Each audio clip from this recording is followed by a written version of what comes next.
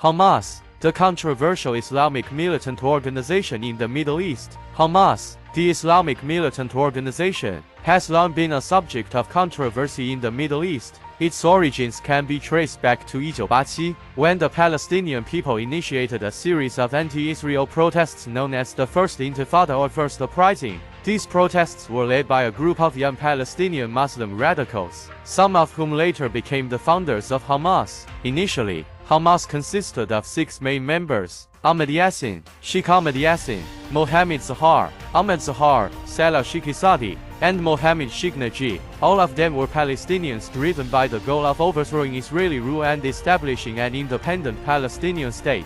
The formation of Hamas can be attributed to the dissatisfaction of the Palestinian people with Israel and their desire for their own homeland. Palestinians have long suffered under Israeli occupation and oppression, losing their land, resources, and freedom. This injustice has fueled anger and resistance among some Palestinians who believe that armed struggle is the only way forward. Hamas was created to meet the needs of this group, providing them with an organization and a platform for leadership. The primary objective of Hamas is to overthrow Israeli rule and establish an Islamic-based Palestinian state. They view Israel as an illegal entity that violates and deprives the Palestinian people of their rights. Hamas advocates for achieving this goal through armed struggle and terrorist attacks, believing that only through force can they confront Israel's powerful military. Hamas's military force primarily consists of its armed wing, the Izz ad-Din al-Qassam brigades, which has been accused of carrying out numerous terrorist attacks and missile strikes against Israel.